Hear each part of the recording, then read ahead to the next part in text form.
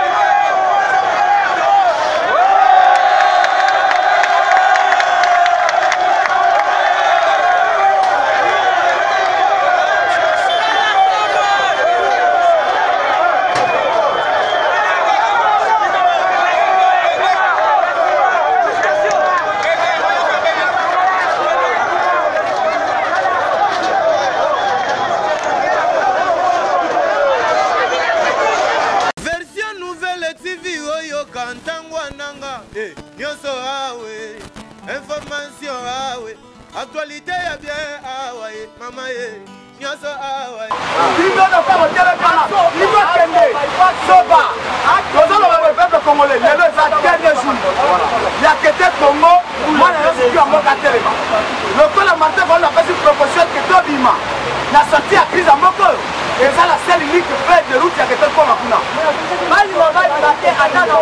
état d'urgence eza te tozokende bapolisi ezala lelo soni polisi ezala na biso aza priorité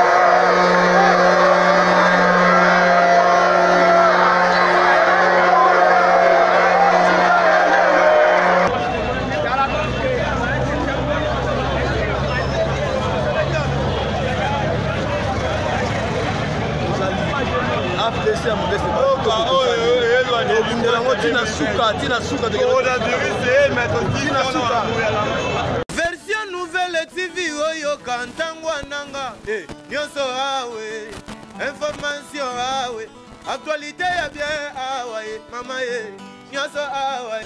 Voilà image oyo c'est pas ici Chief Hassan na héritier à Kasakuna na Paris tozonga siko na plateau na saki bino ke awa na zalinga moko te na yambi et mwana mboka Roland Tali oyo azali fédéral ya Kalamu 4 ya parti politique 2DC ya honorable Ingele Photo na yepe to sur la masolo mbote ndeko mbote papa journaliste boni parti très bien tout ça bien moral el kolomokasi.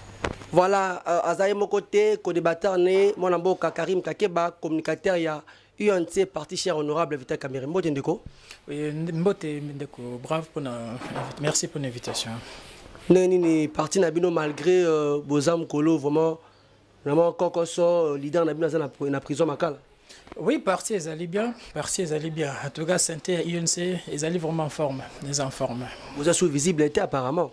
Non, de Kokoloba, toza visibilité, c'est trop dur. Au début, toza na état d'urgence, activité politique, bisoto respecta ba jeu ya politique. Depuis chef de l'État décrété état d'urgence, en tout cas, ils ont une activité politique, sauf na bato ne bazana moi ba tetites mo ba sa activité politique. Mais sinon biso na niveau à UNC, tozo zela ceux qui étaient d'urgence ici, li ba lever ba mesure wana, to ko banana ba activité na biso mais santé à Union pour la nation congolaise, est normal. Voilà to banda vraiment masolo yango boyebi que dossier il y a entérinement il y a mon amboka Rossard Malone les ko faire couler beaucoup d'encre et de salive il a fallu marche salama marche mon là qui UDPS ça là qui marche naie vendredi 9 juillet ndeko Roland lecture ni ko sala na marche ya bandeko UDPS ndeko brave merci beaucoup pour l'invitation bengisinga sous pour nambala ya mbona ya sous na émission na yo marche ya bandeko ya UDPS ngai na lingi na yeba réellement pourquoi cette marche, pourquoi marche on est Salemaki, vous comprenez, ou alors on ne comprend pas la politique en fait. Nous avons le pouvoir, les alliés président de la République, les alliés tuer, il y a UDPS. Alors les gens qui font le marche, ça le contre qui en fait? Contre l'institution où ils sont dirigés par les chefs de l'État ou quoi? Contre Rossard Malone dans l'entraînement. Rossard Malone n'est pas politique. S'il faut faire de marche, vous allez faire de marche la politique en fait. Rossard Malone azali ressortissant dans la composante de la société civile. Confession religieuse, les femmes de droits de l'homme et puis les gens au de l'éducation civique. Alors maintenant, est-ce que bino va politique pour qu'il ne marche na maram o etali binoté.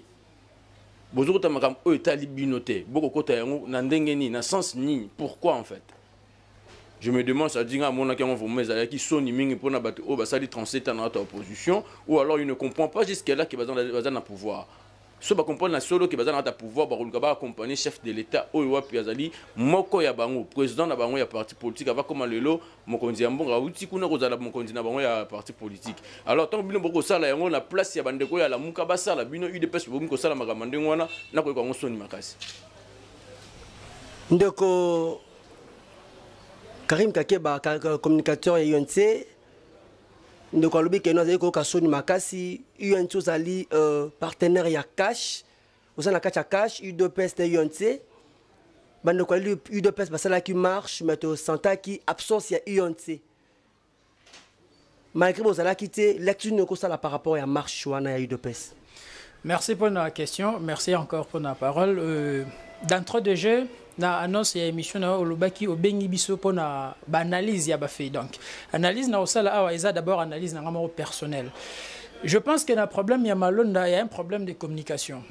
Malonda dans tout ça bon nazana nous porte-parole na été na EBP kutute to landi makamunyo sonenge la ibandaki depuis année passée 2019 nomination pardon to ndenge bande ko na biso ba confession religieuse basangana ki pona ko désigner ndeko Rossard Malonda. C'est en 2020.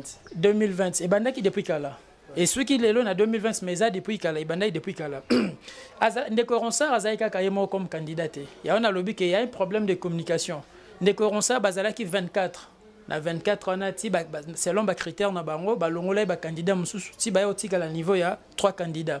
Et sur les 3 candidats ba passer na vote et ça li que Ndeko Rossard abimi bango moko kaka batu ba vota ki naza mutu akash naza membre ya UNC fait partie na cash mais ce n'est pas que lokola toza na cash to banda ko bina danse moko bo ata danse wana penza eza malamu te non je vous rappelle que UNC zali parti moko infériorité toza parti donc à part entier c'est vrai il doit passer baza allié na biso mais c'est pas que ceux qui bazo bina danse moko biso peto la na bango non donc marche au bango basala il peut na côté les melande Rossard biso pe na niveau INC to mona penza inopportun. Pourquoi? Parce que Rossard n'est rien donc nyoso wana ezaki tripoter na niveau ya ba confession religieuse tu es ça là, que non, va désigner une Ronsard. D'ailleurs, Ezaki, même pas par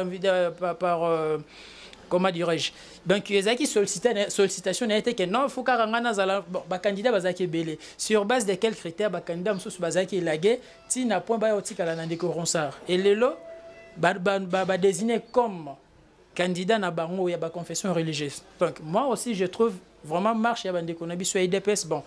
Ezali un article moko ya constitution article 26. Oui, PC Batunion sur liberté à marcher, bon, to empêcher, on va faire la marche na bangote baza ba congolais ni si biso nyo soma, biso vraiment ngamo personnellement na monaki vraiment ils ont importance te okita na balabala. Est-ce que tu remarques que les torchons brûlent entre l'UDPS et l'UNC depuis que ba condamna autorité morale na bino parce que tout le monde a qui bande toujours même accord mais bino ils ont qui vraiment tu sens qu'il y a un savoir pas entre cash. Oui, bien de place, baza moi baguerre ils ont raté, quoi kamike ils ont raté, mais donc il y a une scène IDPS relation ils allaient normale. Oui, c'est vrai. Le président Nabiso Vital Kamera Zali na bolo ko ya makala mais tozali toujours parce que tozali membre ya coalition. Tozali toujours na sima ya mokonzi mboka Félix Antoine Tshilombo Tshisekedi. Ndeko oyo bazobundisa lelo ndeko Ronsard toyebi na 2018 ndenge a intervenir qui pour na président de la République oyo tozana actuellement lelo mais lelo ceux qui te bani ko contester et puis d'abord il faut ko yeba intervenir qui pour na UDPS to pour na CENI pour recevoir institution au banaki ko ba qu'il y avait des irrégularités, il avait démontré noir sur blanc que non les élections avaient bel et bien eu lieu et tout. Voilà, Ayaki en tant qu'expert, parce qu'Azali qu'on a expert et puis Azali chargé à technique et à CENI. Ayaki n'a pas de résultat, non, résultat Oyo, CENI et annoncé qui donc Azali conforme la réalité. Donc, je ne vois pas vraiment pour quel motif, Tokoki sous Bundisa Mutoyo, à Salaki qui bon, Lelo, tous à la institution donc les autres qui te remettre en cause Ndeko Malonda et puis au Katakinga Ndeko Malonda azalaki était parmi organe aux décision à niveau à CENI azalaki n'est chargé à technique les lots azo lingande akoma azo direction à CENI wana donc ngana azo monate pour quel motif vraiment Bandeko Nabiso bazo marcher contre eux. Je comprends un peu inquiétude ya Bandeko Nabiso à la muka mais pas Bandeko Nabiso IDPS. Voilà, il va comprendre un peu inquiétude de la Lamuka. Coalition Lamuka, bazali na droit à marcher, mais il doit pester parce que bazali na commande. Kassindeko Roland, tout le monde a qui est-ce que vraiment pour nayo, c'est là qui bidon n'engeni comme on a marche pacifique et bon amni, na ba dérapage mais encore tout ma baïta major interfédéral, il peut perdre moi mais ça qui brûlé, ba tenter les sous ko baby sa sous état fédéral ya funa et giza soni kafuta et c'est là qui bino ndengeni ni comme on a dérapage dans marche des pacifique voilà moka merci le kola ndeko nangai aza mpandi otodo duzane na émission ndeko Karim Lobi communicateur ya UNC le kola tu koloba awa nous sommes là mais au moins ba analyste ko sala toujours ko engager directement la plateforme na bisoté. Mais tout ça, d'abord, comme des Congolais. Avant de s'adhérer à la partie politique, nous sommes d'abord des Congolais. Alors, Koyoka Maloba Oyonde Konangai, Karim Alobi, Aoezama Kassiming Ndeko. Vous savez, un secrétaire exécutif, Yasseni, a qui jamais qu'on défendre moto. Ceux qui, au lobby, qui a commis qu'on défendre moto, on a ce que vous avez acquis, il y a eu des deals, où ça m'a dit, pour nous, Msandeko, on a le président de la République. On a non, Alobi Mabe. On a pour la monique comme. Ndeko moko te mpanzi entre les deux avec kofunda muninga ça veut dire tous les deux camps baki kofunda bon en fait ndeko Fayulu avec kofunda CENI abike no azui bavwa na ye apesi ngo pa moto mosusu yango moni ndeko Malonda avec ko défendre ndé CENI ndeko Malonda avec ko défendre neni ndeko Tshisekedi te et puis de deux question tout ninga opona bandeko UDPS yango na tukoloba awa au monde na ba parti politique na biso il faut toujours tous à la rana esika auto ko chape ba tout pour un changement de mentalité. Lorsque le président de la République a eu le pouvoir, je vis comment ça a créé la structure de la présidence. Ça veut dire, quand même structure créée la présidence, c'est-à-dire moi qui a un changement de mentalité. Je regrette pour eux en fait. Ça veut dire, j'ai quand même du respect pour la partie, mais Makambo Bakosala, il ne faut pas comprendre. Ça veut dire, je sais que c'est un peu difficile parce que ça dit 37 ans. Na opposition mais ça n'a déjà na makambo ya ba désordre mingi Alors lelo boye une année et demie pour na ba bongo la mbala moko ba kota na kati ya makam oya ya kolata pe costume kazaka yo moni bango moko na kati ya parti na bango avant était to neni ndeko Kabundu azwa ba longo ba destituer na poste ni ya premier vice-président de l'Assemblée nationale au moment de ba désordre bango moko sala bango moko na bango déjà ko kanganzela ya batu ya l'état bango déjà ko tumba ba punir pourquoi parce que non ba lati kazaka na ya pouvoir te.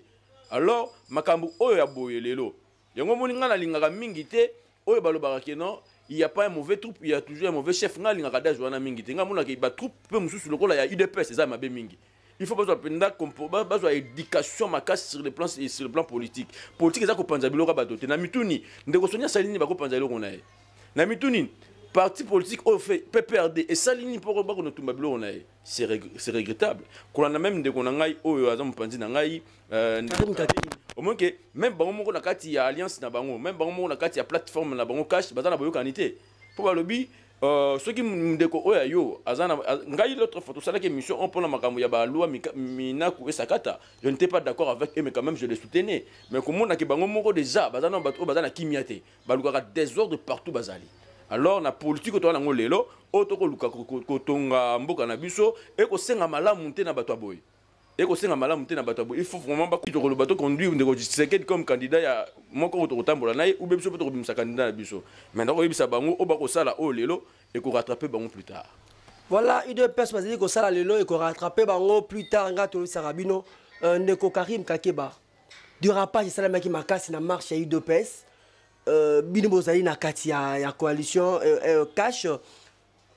Est-ce que marche non sur pacifique qui fait sous carrément des dérapages ou na batumba babuka est-ce que bozara na notion de civisme na kati ya état major na bino toti? Oui, merci très rapidement nako zongela elo monde quoi lobby na maloba la na tikali jamais ko lobake non de Ronsard ayaki pona ko défendre et le président actuel Félix Antoine Tshilombo Tshisekedi mais ayaki bel bien ko défendre institution o ezalaki seni parce que ezalaki na kati kuna comme moko ya ba animateur ya institution na oyebi to ete pona ko sala ba débat ngavuma pona ba débat na zala penza très mal à l'aise mais tozana ko sala ba analyse moko o ezo aider bande ko bazolanda biso ba capter ba tirer au moins quelque chose ba débat en tout cas na habité ko apporter biso et le remonter. Alors au lobby bien marche pacifique tambo lobby marche pacifique pourquoi osuka suna ba ko buka ba piège et consort ndeko na lobaki un article 26 ya constitution et pesi biso ndingisa ko sala marche moko pacifique donc marche ya kimia organique ils ont fixé la modalité il y a aussi la marche en haut ceux qui peut tout le monde peut passer qui peut désobéissance civile parce que pour numéro 1 il y a vu professeur Kitasa Jotingo Bilambaka aboya qui en haut vie état d'urgence pour santé mais normalement oui que tout ça d'abord en état d'urgence mabe kotika la mabe ce n'est pas que comme naza ya cash ata mabe ezali bondima yango kaka non mabe eza mabe toza en état d'urgence na autant ko tuna question par rapport ya activité INC ezali presque invisible na c'est que non tozali tovandi parce que toza en état d'urgence ezaki décrété depuis na mois ya mars bande ko na biso malgré état d'urgence na lamuka na UDPS babimi na balabala to moni bande ko na biso UDPS non seulement basali marche mais baketi na niveau ya ko buka biloko ko buka ba parti politique lelo na yoki que ndeko policier o ba betaki na kasabo ba kufi lelo na hôpital ozoma donc eza ba acte moko ya ko condamner eza ba acte moko ya ko condamner toza baza na pouvoir parti au pouvoir le parti au pouvoir on doit s'assumer na habité bazo sala na opposition na pouvoir en place donc et loko wana ce n'est pas que comme toza ya cash to soutenir même ba bêtise ndenge ndo kaloba ke no azai contre loi ya sakata et minako mais quand même à soutenir yibango bon wana ezali a vu naye on ne peut pas avoir donc vision mokoto ligne donc idée za la cameroun azal libre ya kosala choix naye ya ko soutenir qui il veut loko la biso peut azal libre ya ko soutenir c'est qu'on veut mabe eza mabe faut ko défendre kaka mabe faut défendre mabe donc comment na o bande ko na biso ba salaki ba bomi batu bande na marche wana eza na 3 militaires IDPS ba kufaki ba blessé eza ebelé ba perte en vie humaine pe salimaki voire même bande rebelle notamment pasteur Sonic Afuta et puis bureau ya PPRD ya Moamba eza saccagé to ko condamner yango Tu condamné moto azo diriger le Azanani, le chef de l'État actuel. Aza membre il y a UDPS. Et pourquoi encore au sein là-bas acte de vandalisme là? Donc voilà un peu Mabé za Mabé, il faut qu'on condamne toujours Mabé. Voilà Mabé za Mabé, il faut qu'on condamne toujours Mabé. Tu changer chapitre.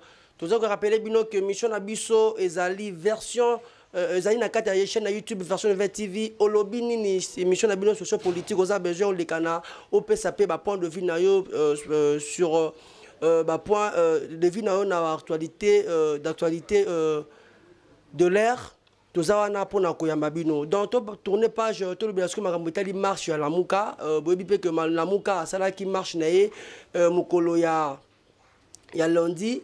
Toujours, dans un état d'urgence, toujours que boya mot d'ordre, il y a ce premier citoyen à la province de Kinshasa,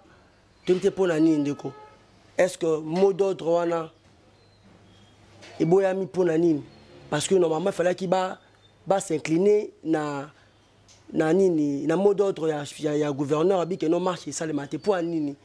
Ils ont exécuté parce que tout le monde a qui dans le régime yakala à mode de zéro za suba bi alléluia qui amen lelo pour nani comme bongo za pour nani za démocratie et continue makasi tondeni non ndeko ezali mabe makasi il faut condamner le kondengwana ezate ki ba ko boya ba mot d'ordre ya gouverneur de la ville non ezali que président de la République ndemoto apekisi alobi que non nangonga o loko la pandémie coronavirus ezali na mboka alors batonyo so bavanda moi même bakambo église ba ko sambela te ba terrasse et consort ba ça la te pourquoi parce que ba boyi regroupement il y a plus de 20 personnes oyo bandeko ba sali ba koyi na infraction ça veut dire so ba bi justice le télémi le ko la to le état des droits boye ba ko poursuivre bango ça dit comment est-ce que le président de la République a décrété un état d'urgence et vous le parti politique boki ko sala ba activité oyo ko sangisa ba plus de 1000 personnes non ça veut dire c'est mauvais ce n'est pas que ba boyi maloba il y a gouverneur de la ville mais on même ba to sindete aux amis beko oyo wapi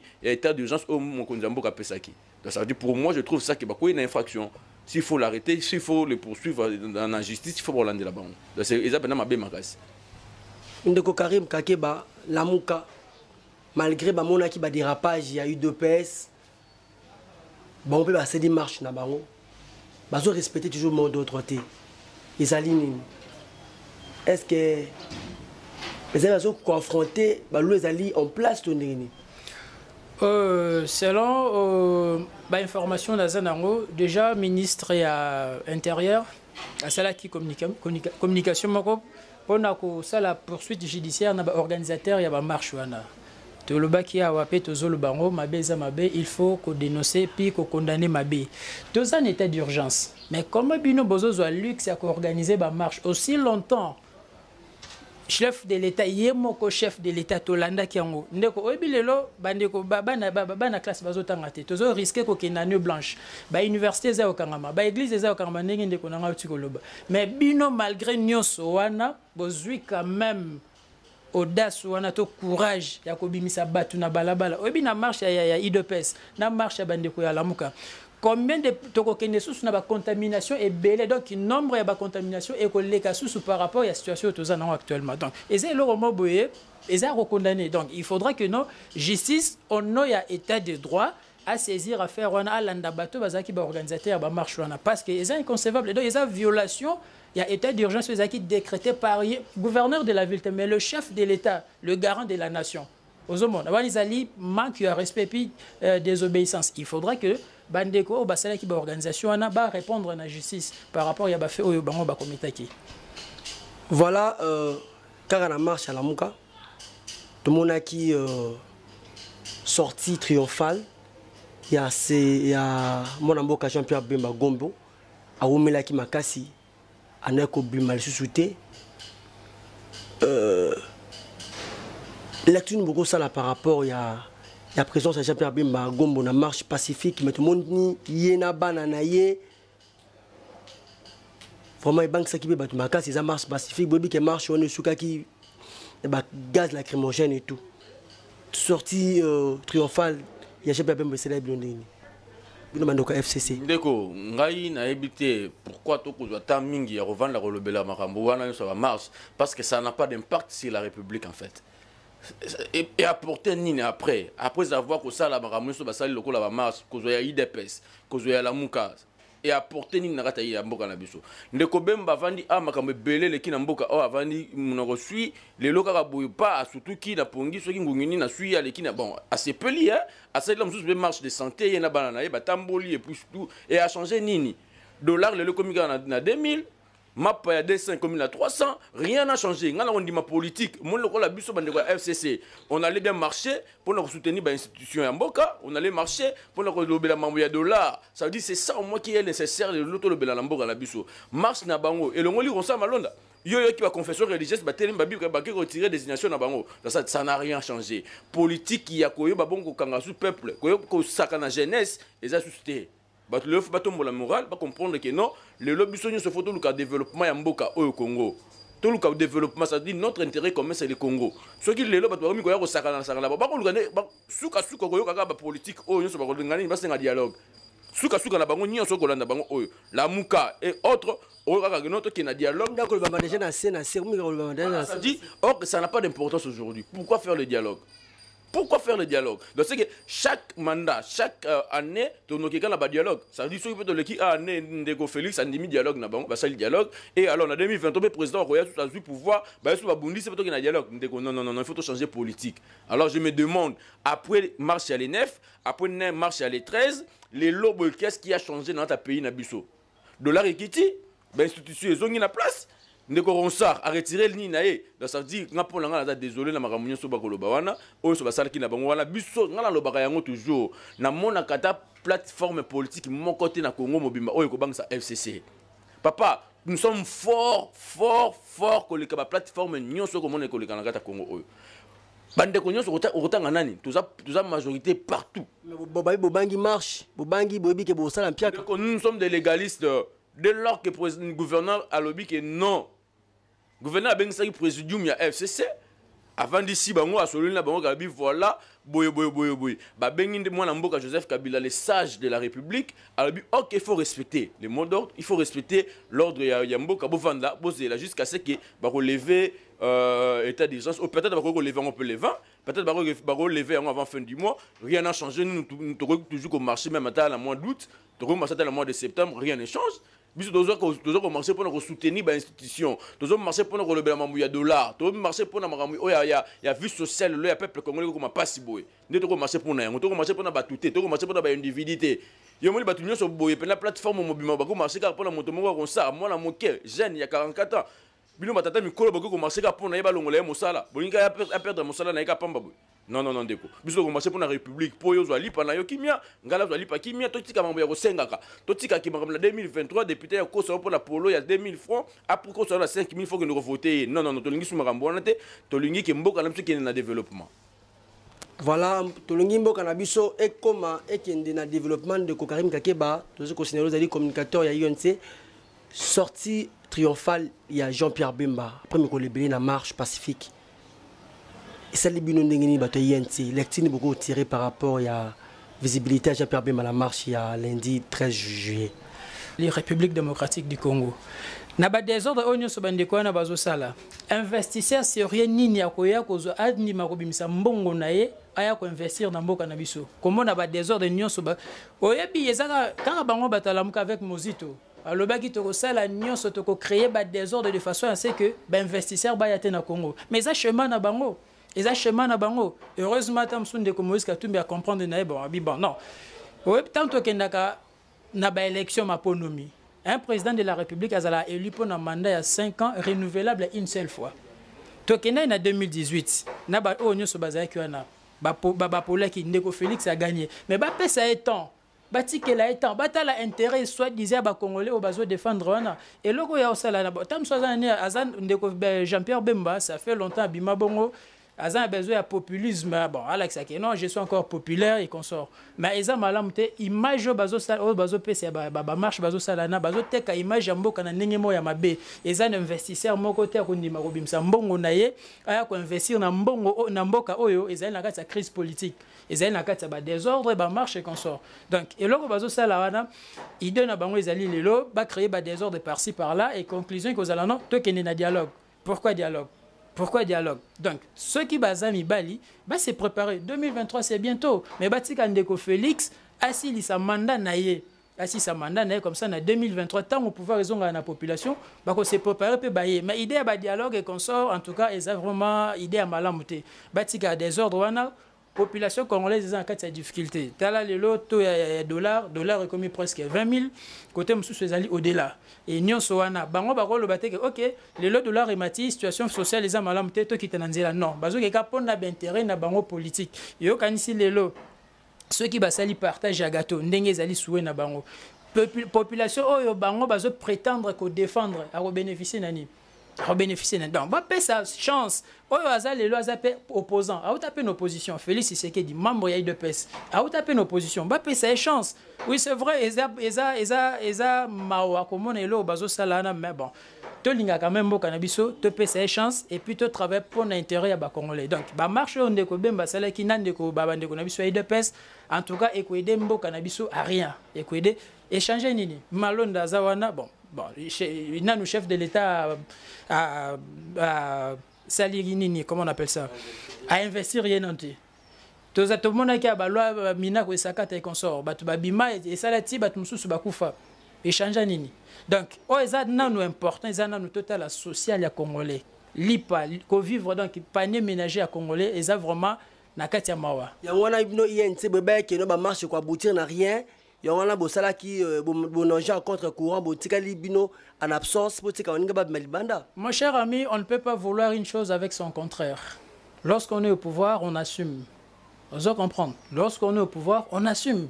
Toza INC, na le baki Toza INC et Toza INC, on ne peut pas vouloir une chose avec son contraire. Toza au pouvoir en même temps, Toza la sous nanani ndeko sort et consort. Non non. Ce qui nous préoccupe maintenant, ils allaient qu'au travail de façon à ce que la population Nabiso a se retrouver dans le mandat où il y a chef de l'État Nabiso Antoine Félix Tshilombo. N'oublie pas qu'en 2023, chef de l'État a Rosala redevable vis-à-vis de la population où il y a PSA qui est pouvoir wana. Mais ceux qui a travaillé bien, bilan il a représenté la population. Il y a un moment où il y a bande ko ya UDPS batika ko bina cadence ya bande ko na biso ya lamuka batika ko kota na cadence wana baza parti au pouvoir il faut ba assumer. Voilà bande ko ya UDPS vous allez parti au pouvoir il faut s'assumer. Tout le sujet souka tous avant mukuse déjà le 20 juin ba condamna qui mwana mboka Vital Kamerhe la verdict wana mais c'est surpris que déjà le 24 si je m'abuse juillet awa cour d'appel à Zofungula le sous dossier il y a dossier à Vital Kamerhe consort de Roland le connu les dit ko batamana na ouverture et à procès à Kamerhe. Non moi lamboka ça veut dire il faut être analyste et puis intellectuel pour nous relever marambo oya boye ngai na lobi na nga za moto na tosaka mibeko ça veut dire kokene na appel après avoir été condamné kokene na appel les alliés droit ya ndeko ça veut dire les alliés droit na ye il a dit que non son procès a été mal jugé et monaki ba dérapage trop na kati ya procès na ye et alors malgré ba preuve oyo ba juge et les procureurs ba kene ko la kisa mais ye a lobi que non. Comme il a aussi un droit à la appel, c'est pour cela qu'il a qui. Et en un cours d'appel, il y a Matete, je crois, à refuser l'appel n'a été. Alors c'est pour cela bien au fond le 24. Alors il faut voir, total à pas battre, au moni, surtout à l'appelant indépendant de l'esprit, il y a beaucoup de choses à dire là-dedans.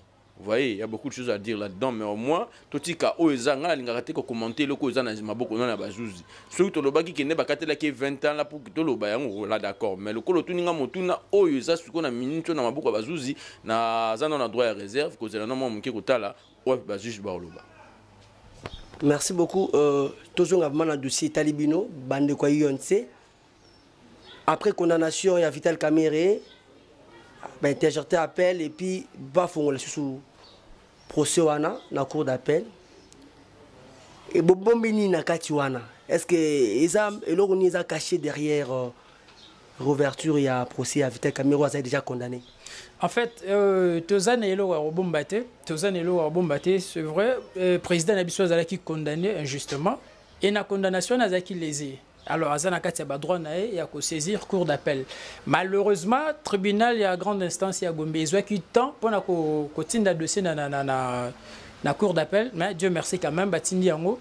Le procès est fixé pour le 24 juillet. Donc, ils ont été depuis tout ce temps. Et Dieu merci. Tozota Ndenge Nini Ezoki, Ndenge Makambu et Kokindi. Donc, condamnation à Vital Kamerhe, procès à Vital Kamerhe, il y a eu trop d'irrégularités. Malheureusement, tu as évité la preuve. On a un avocat Koko a dit que non, nous avons plus de 2000 preuves. Lors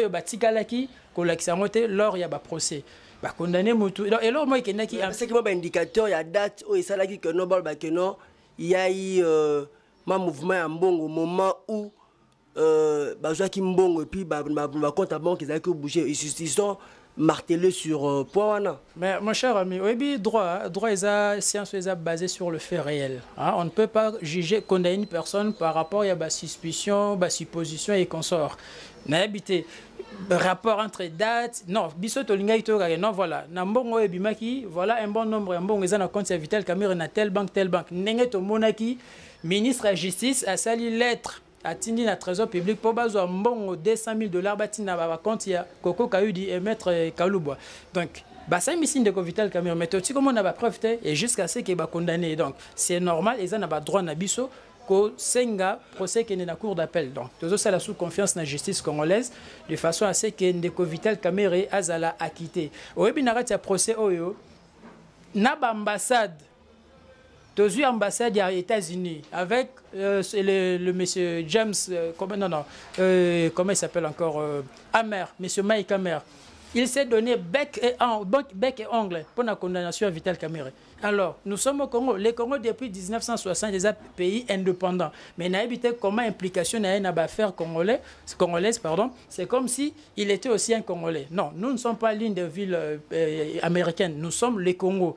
Donc, implication na bango, to ingérence na bango na affaire na biso to lingi angote. To éviter pour le procès à Vital Kamerhe, purement politique, procès de la honte, parce que avocat, dernièrement, na ota ozala na Kanchach, na moni banda kwana, etika lelo inachevé.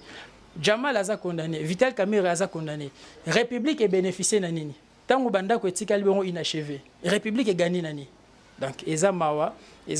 Ezali promesse au chef de l'État à Salaki na ndeko na biso ba voyant militaire ainsi que ba policier ya ko tongela bango ba maison ndeko Jamal la boya kite ka zumbon et puis misala ezala qui en cours. Donc tokozo nga souci maté tozotala le 24 ndenge procès ko kende jusqu'à ce que tozana confiance na justice ba président Vital Kamerhe azala akité na affaire wana.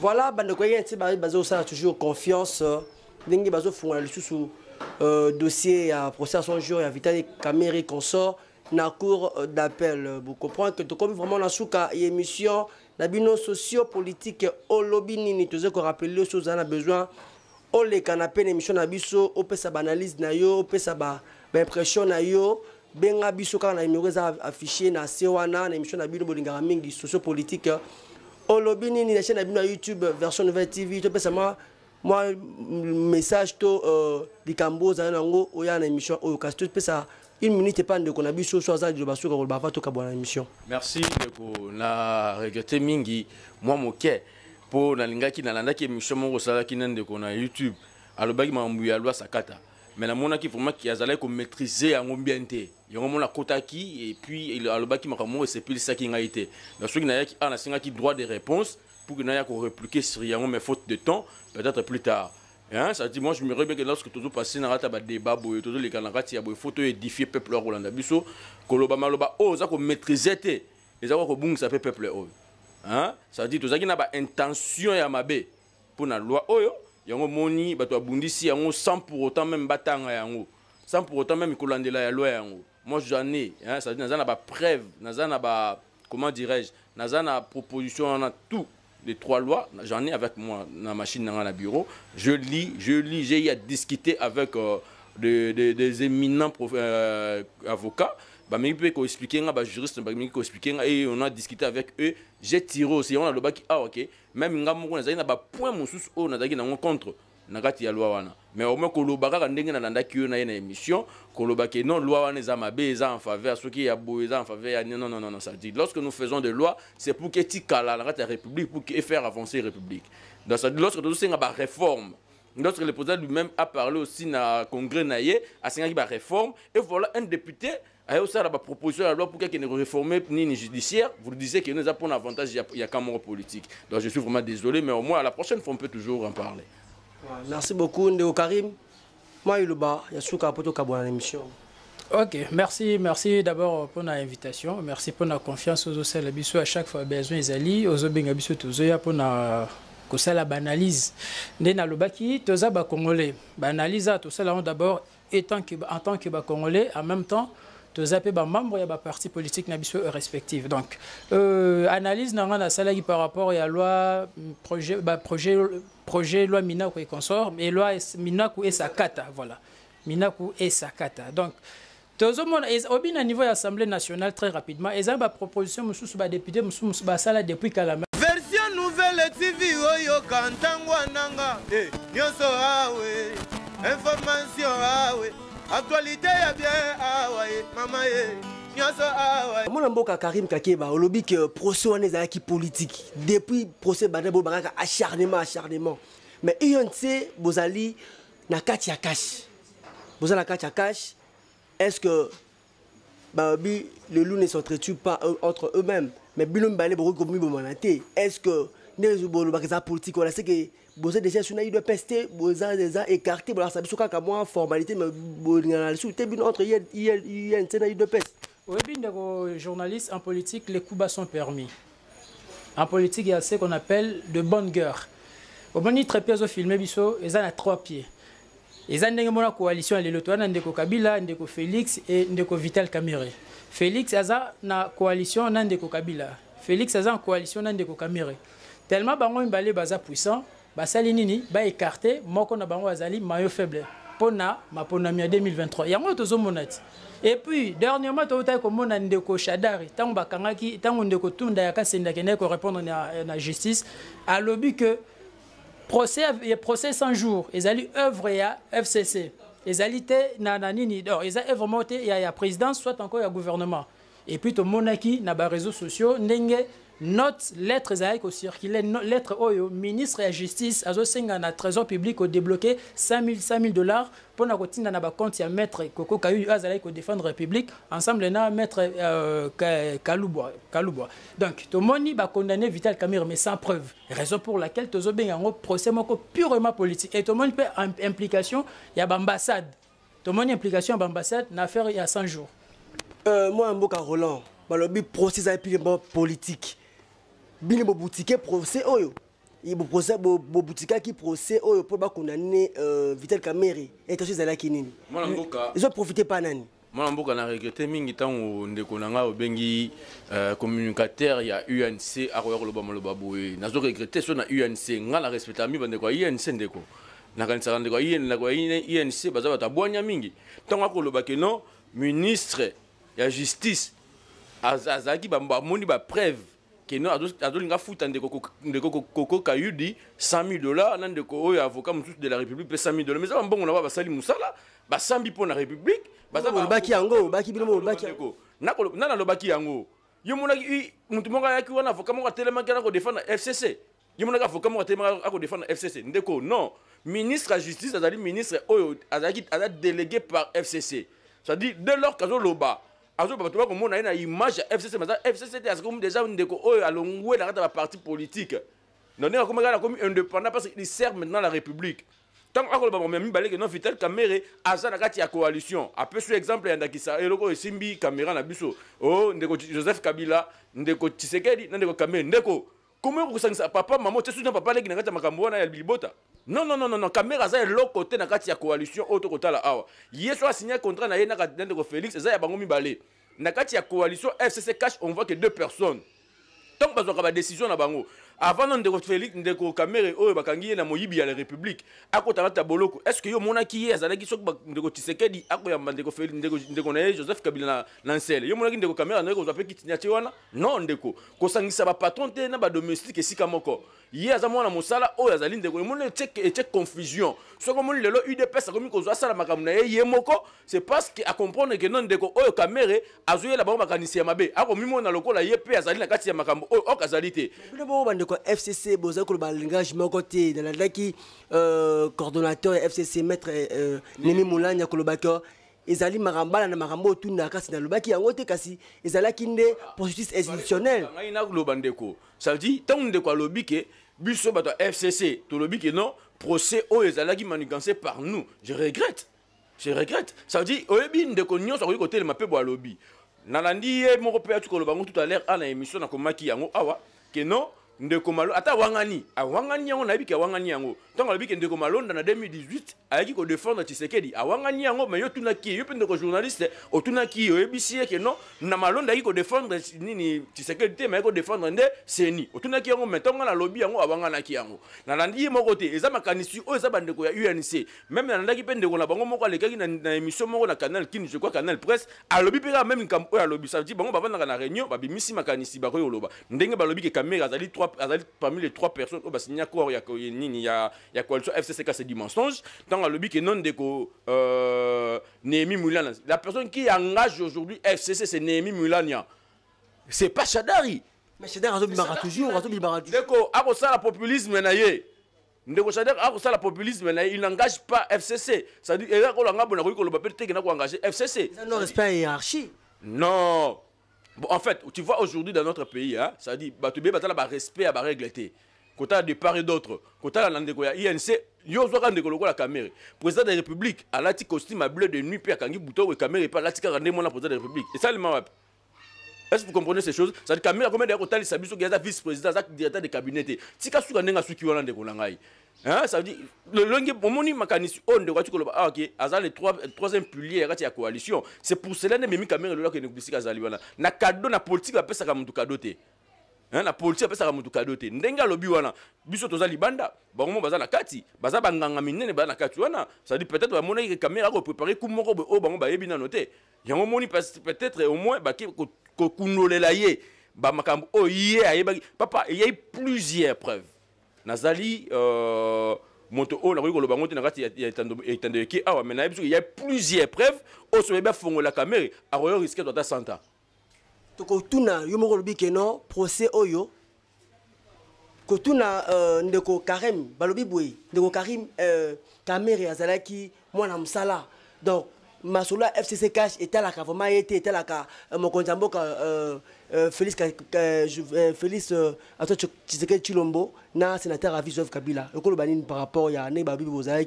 binoka ba troisième personne donc marabo était binoté naza un peu désolé au moni namboka na biso ceux qui linga mutute aux après ya kondima même ba bêtise excusez-moi pour na terme c'est un peu peut-être trop fort koyoka ndeko azolo ba no $100,000 ezalaki salaire ba pesa ba maintenant ndeko na koyebisa OK salaire oh bah les horaires il y a les honoraires voilà les honoraires il y a avocat ils ont déjà connu na niveau ya cassation avocat a $15,000 ils ont déjà connu ils ont connu $100,000 on a été payé en guise de quoi or salaire na bango ils ont déjà connu tozola ndeko Vital Kamerhe jour il y a plaidoirie tant azolo ba que non. Ici, ce n'est pas moi qui ai visé, c'est le chef de l'État. Et oyebi lelo ndeko Vital Kamerhe ceux qui azali na niveau ya makala. Ndena loba ki ont ils ali kumoko très bien préparé et surtout na bandeko na biso FCC. Ba moni que non oh comment na temps muke oh Félix Antoine Tshilombo Tshisekedi akoti asali ba prouesse moko biso pendant 18 ans peut-être to kokai penza ko réaliser ngote. Non ceux qui to tike boye azozwa confiance ya population. Alors qu'est-ce qu'il faut faire? Il faut ko bloquer. Allez 100 jours, ils ont Vital Kamerhe va bloquer. Programme il y a 100 jours, ils ont programme il y a Vital Kamerhe. Vital Kamerhe azali directeur et cabinet chef de l'État. Le directeur de cabinet ne crie pas. Pardon, le chef de l'État ne crie pas. Le directeur de cabinet c'est lui la plume. Yende Mutazana pour na osala nyons et sur instruction du chef de l'État. Mais quand on a le bac non, tes salaires on a besoin qu'il y a $100,000 et ça normal non tout ça parce que ndeko azali na un numéro et puis jalousie contre Vital Kamerhe. Et tant mazo le bail sous que non azala qui assez le côté on ne mélange pas les domestiques les patrons et consorts ndeko tango lo babongo opesi na pour ça c'est quand même bon.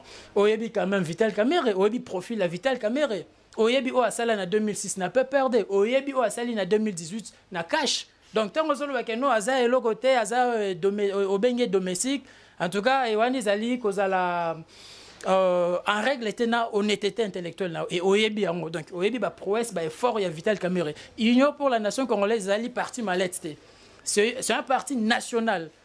très bien structuré et très bien implanté. Donc, procès il y a 100 jours, procès Vital Kamerhe qui procès purement politique pour écarter de Vital Kamerhe dans le processus électoral il y a 2023. Donc, ezali elo komoro ya koyoka sonité mokili mobimba et bien. Mais babi bakanga moyibi kanga liboko na saki eko za politique ndenge nini po ba preuve ezalaki normal. Ba preuve ezalaki normal, mais nazo apprendre ngo epa na ki ba preuve ezalaki normal. Tangu ba nani ndeko alobaki que ne nous demandez pas de preuves parce que nous n'allons pas vous montrer les preuves. Olanda qui ont mais procès qui médiatisé, ezalaki procès moro pédagogique. Tant au procureur général de la République a lobby que non, ne nous demandez pas de preuves parce que nous n'allons pas vous montrer les preuves. Et où t'as na munonangata et où t'as na munoko ya bâtonnier nani procureur général de la République et tindenge procès soukaki ba keimba ngumbangu pona ko condamner oyebi juge wana azali d'abord pe na problème o ya juge qui entre société KML et puis FPI. Donc, on va dire que les procès qui ba preuve ezalaki te o balakisa ki wana ezalaki ba farce. Yo en tant que babi FCC ne bo boutika ki procès wana. Le cognon ko ba par rapport à procès babi que ezalaki ba farce, ezalaki mama lokuta et tout ba preuve ezalaki te. Dès qu'on a regretté mingi. Omoni ce que tali livre oyo hein, c'est un bouquin que je suis en train d'écrire hein. Là comme un bouquin, ça dit je pense c'est la crise morale et la corruption dans le secteur social. Ça dit pourquoi? Parce que dans l'andi procès de Kamerhe hein, ça dit nazar regretter mingi. Ce qui est le fanatisme na politique.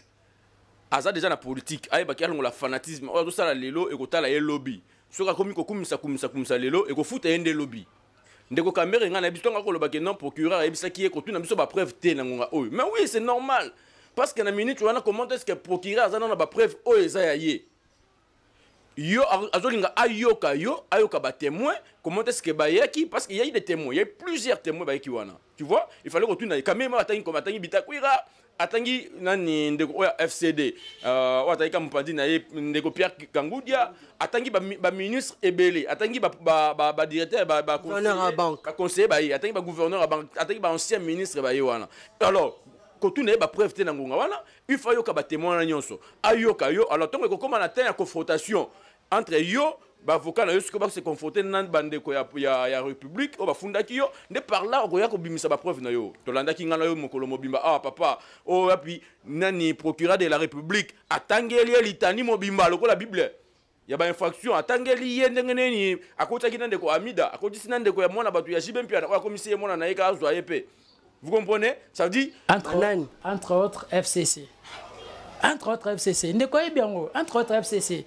Entre autres FCC. Mais quand même, tout ça sous confiance, tout renouveler sous confiance, na appel, na niveau de cour d'appel. Donc, les alliés procès, vraiment, tout ça na niveau d'appel, n'engeni et kokende. Voilà. On a lobby avec notre bazo réfère procès les alliés demandent il y a avocat conseil na landa qui ont pas ya maître Kabengela à travers Top Congo. Donc les alliés invention dans la tête to moni ba irrégularité to moni procès n'engele qui d'où il faudra que ba réfère en pot ba tirer ni compromis ni conclusion moi ya bien soit à la quitter bon ceux qui ba moni que ba preuve penser les alliés ba preuve tangible. OK, haza citoyen congolais to ko banga point.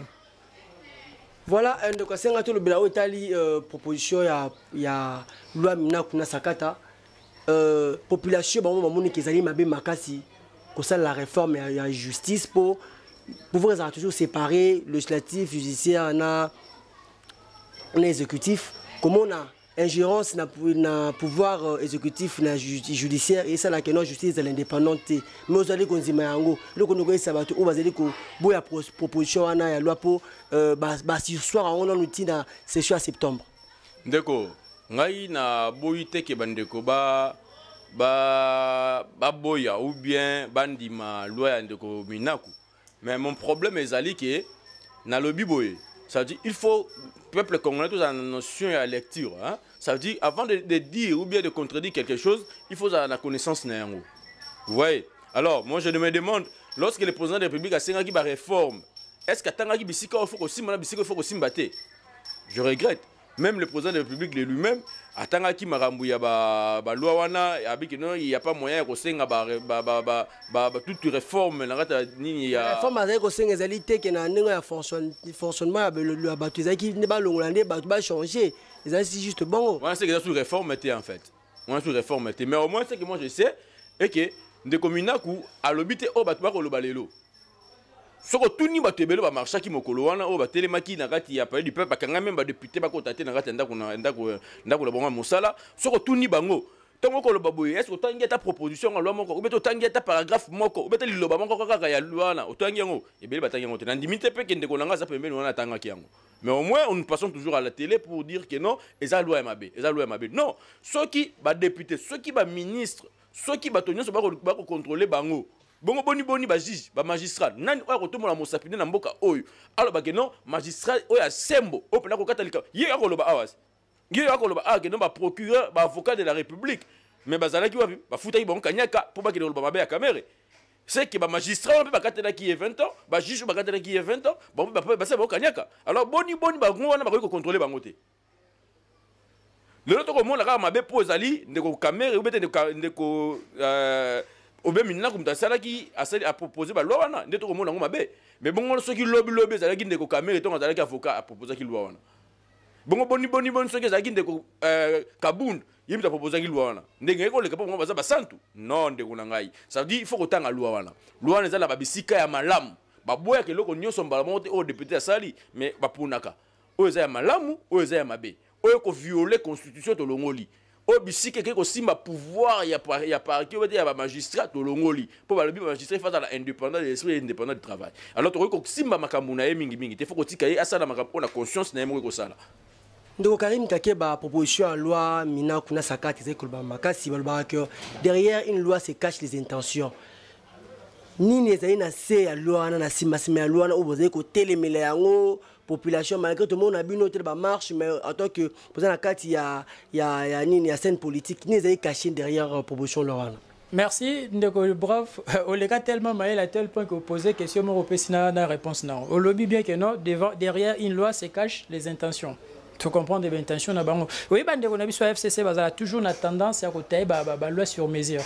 Et là, loi projet loi ndeko yaki nango bon ils en 20 yaki nango ba moi déjà problème comme ndeko Vital Kamerhe il faut te sécuriser ba arrière na biso aller to ça la boy non il faut batika bongo magistrat bazala toujours ba dépendre na niveau ya chef de l'état donc ils ont que non bazwa dépendance ba magistrat et comme na niveau ya ministère ya justice donc ce qui n'est pas du tout normal donc loi na bango na pour na intérêt na bango alors population manifester qui et simbité donc c'est normal. Donc, la loi na bango ezalaka toujours na ba intérêt na bango.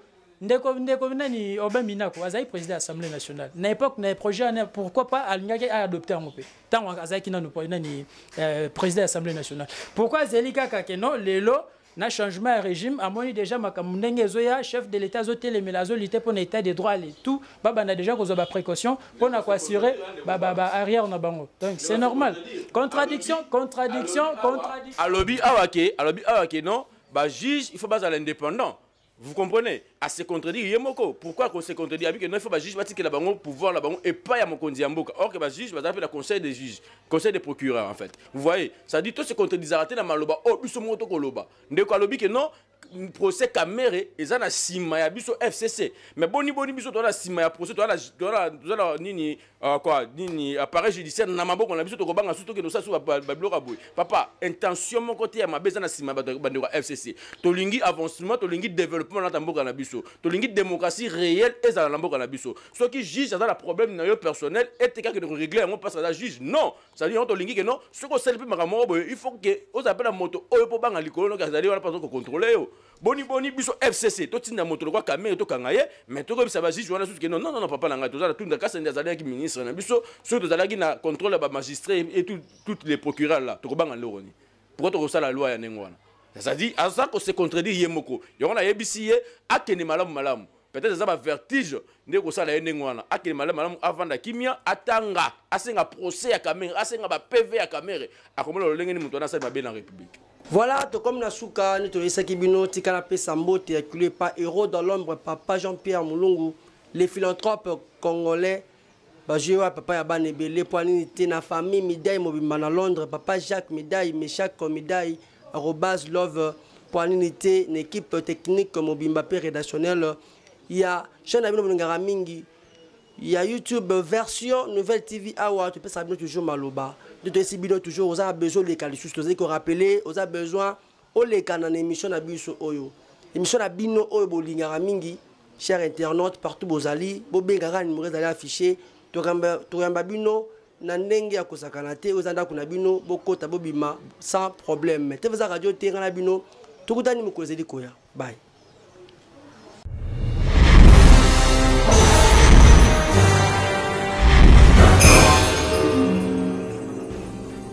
Bandeko nanga ba Congolais partout dans le monde, bon s'abonner na version Nouvelle TV. Version Nouvelle TV, ba gag, ba film, nyonso etali culture ya Congo, to s'abonner massivement na kati ya version Nouvelle TV. Bon s'abonner massivement. Siècle, c'est pas pareil. Ayuna.